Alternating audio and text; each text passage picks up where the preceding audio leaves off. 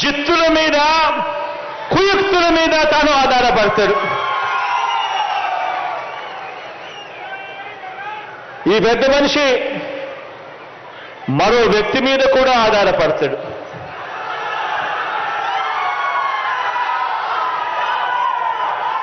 ఒక దత్తపుత్రుడిని యాక్టర్గా పెట్టుకొని డ్రామాను కూడా ఆడుతాడు.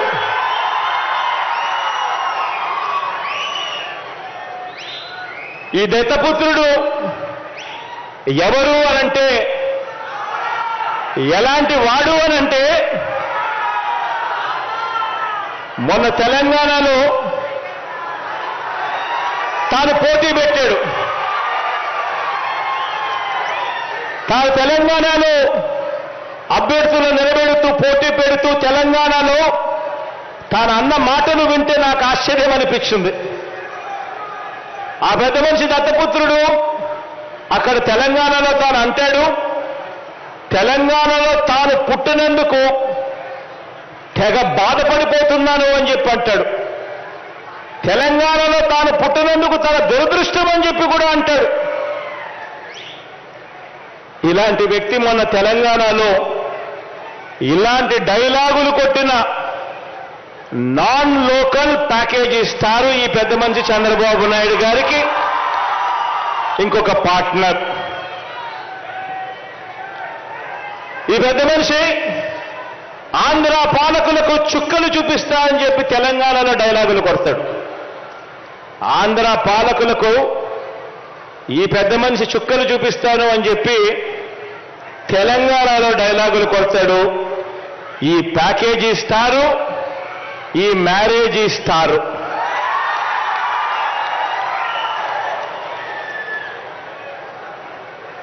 ఈ పెద్ద మనిషి పరిస్థితి, ఈ దత్తపుత్రుడి పరిస్థితి అక్కడ ఎలా ఉంది అంటే,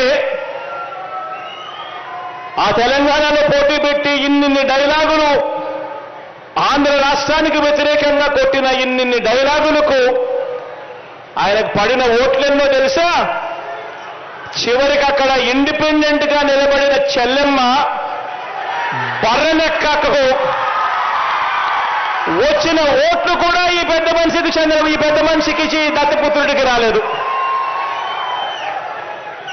డిపాజిట్లు కూడా రాలా. ఎందుకు ఇంతమంది ఆడపిల్లలు ఆంధ్రప్రదేశ్లో అదృశ్యమైపోయారు? వీళ్ళు ఎలా, ఒకళ్ళు వచ్చారా, వస్తే ఎలా తిరిగి ఇంటికి వచ్చారు? ఈ రోజు దాకా ఒక ప్రెస్ మీట్ కూడా పెట్టలేదు. నేను అనుక్షణం తపన పడతా ఉన్నాను. మీకోసం పనిచేసే వ్యక్తులు నేను అందరికీ సుఖాల్లో గుర్తున్నాను. నేను అందరికీ నా జీవితం, నా అదృష్టమో దురదృష్టమో, నేను సక్సెస్ అయినప్పుడు నన్ను ఎవరు గుర్తుపెట్టుకోరు. కష్టం రాగానే పవన్ కళ్యాణ్ గుర్తొస్తాడు, కష్టం రాగానే జనసేన గుర్తొస్తుంది. అధికారం లేకుండానే మీకోసం ఇంత నిలబడ్డాం. నాకు ఎందుకు వైజాగ్ మీద ఇంత పిచ్చి ప్రేమ, ఉత్తరాంధ్ర మీద ఇంత పిచ్చి ప్రేమ అంటే, ఒకటి నాకు నటన ఒకటే నేర్పించలా. ఓడిపోతే, నా అనుభవం మీతో పంచుకుంటాను, ఓడిపోతే గాజువాకలో ఓడిపోయా.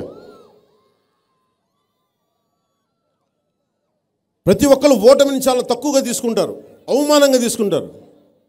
నేను చిన్నప్పటి నుంచి ఓటమిలు ఎదుర్కొంటేనే పెరిగాను.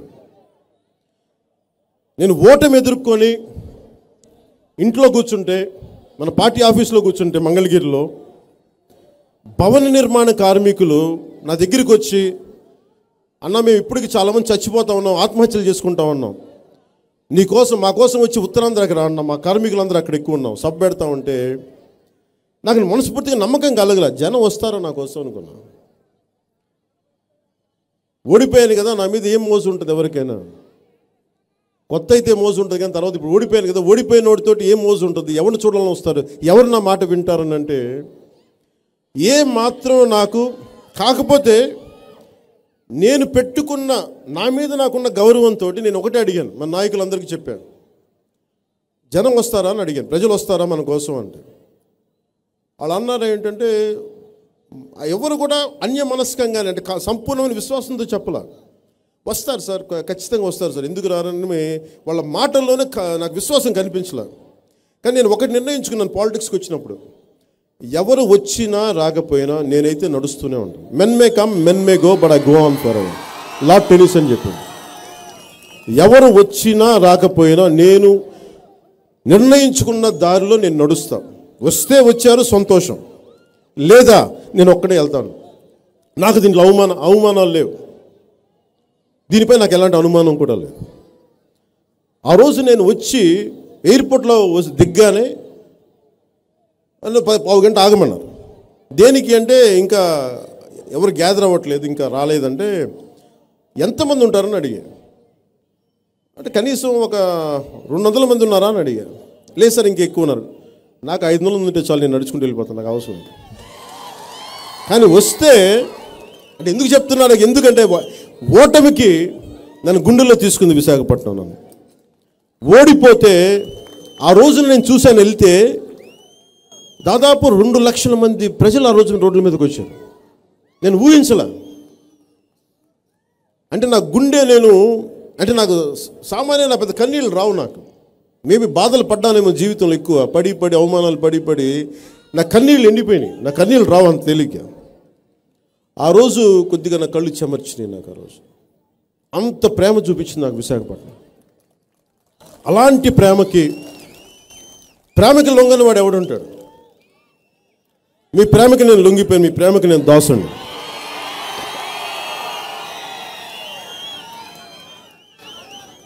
నేను 2014 నుంచి కూడా నేను 2014లో ఎందుకు నేను భారతీయ జనతా పార్టీ తెలుగుదేశంకి మద్దతు ఇచ్చానంటే, నేను 2008లో ఆ రోజున మనం పెట్టిన రాజకీయ పార్టీ, దాని వ్యవహార శైలి, ఆ పార్టీని నిలబెట్టుకోలేని తనం, ఆ పార్టీని ముందుకు తీసుకెళ్ళలేని తనం చుట్టుపక్కల ఉన్న వ్యక్తుల వల్ల నేను అందుకనే చాలా మొండి నిర్ణయం తీసుకున్నాను. ఉన్నా పోయినా నేను పార్టీని ఎక్కడ కలపను. బతికున్నా చచ్చిపోయినా నేను పార్టీ జనసేన పార్టీగానే ఉంటుంది. బలమైన భావజాలమే ఉంటుంది. రాని ఓట్లు వస్తే రాని, రాకపోతే రాని, కానీ ఒక నమ్ముకున్న సిద్ధాంతం కోసం నిలబడి తీరాలి. కష్టాల్లో ఉన్న వాళ్ళకి భుజం కాయాలి. ఓట్లు వస్తే రావచ్చు, లేకపోతే రాకపోవచ్చు, కానీ నేను నిలబడాలి అని చాలా బలమైన నిర్ణయం తీసుకున్నాను ఆ రోజు. కానీ కేవలం నేను ఒక పోరాటం చేసే వ్యక్తిగా నాకు ఉండటం ఇష్టం లేదు. నాకు చాలామంది అడవుల్లో ఉన్నారు, అడవులకు వెళ్ళిపోయి ఉద్యమాలు చేసుకుంటా చాలామంది పోరాట యోధులు ఉన్నారు. కానీ అది పోరాటం అయిపోతుంది. కానీ పోరాటం తాలూకు అంతిమ లక్ష్యం ఫలితాలు కావాలి. మీ భవిష్యత్తును నిర్దేశించాలి, ఉపాధి అవకాశాలు రావాలి, అభివృద్ధి ఉండాలి, ఉద్యోగ అవకాశాలు రావాలి. ఎక్కడ నేను మధ్య మార్గం తీసుకున్నాను. నా బలాన్ని ఆ రోజున టీడీపీకి, భారతీయ జనతా పార్టీకి నరేంద్ర మోదీ గారు ప్రధానమంత్రిగా అవుతా ఉన్నారు, ఆయనకి అండగా ఉంటే విడిపోయిన మన రాష్ట్రానికి మేలు జరుగుద్దనే ఉద్దేశంతో ఆ రోజు చేశాను.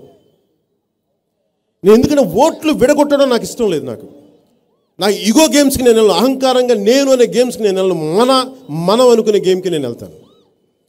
దురదృష్టవశాత్తు 2019లో కుదరలేదు. అది కారణాలు అనేకం. కానీ గత అయిపోయింది. 2024 ఎన్నికలకి మట్టుకు ఆంధ్రప్రదేశ్ భవిష్యత్తు బంగారుమయం చేయాలి, బంగారు బాట వేయాలి. ఇది మీరందరూ అడుగుతూ ఉంటే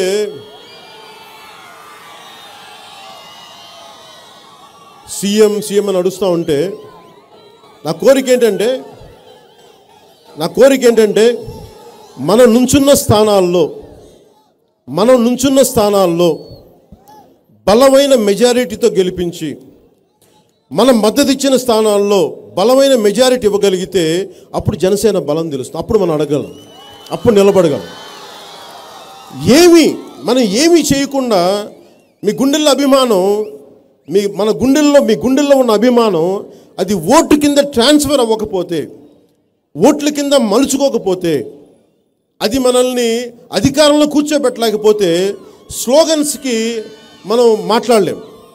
ఈ రోజున ప్రతి ఒక్కళ్ళు జాతీయ స్థాయి నాయకులు ప్రధానమంత్రి గారితో సహా నన్ను గుర్తిస్తున్నారు, గౌరవిస్తున్నారంటే అది మీ గుండెల్లో మీరు ఇచ్చిన స్థానం. అదే కనుక మీరు రేపొద్దున సభల్లో సత్తా ఇవ్వగలిగితే, నిజంగా నాకు అంతమంది ఎమ్మెల్యేలు ఇవ్వగలిగితే, మనం అలయన్స్లో ఉన్న పార్టీకి అంతమంది ఎమ్మెల్యేలు మనం ఓట్ ట్రాన్స్ఫర్ అయితే, రేపొద్దున ఏ స్థాయిలో నేను మీకు రాష్ట్రం కోసం పనిచేయగలను మీరు ఆలోచించండి.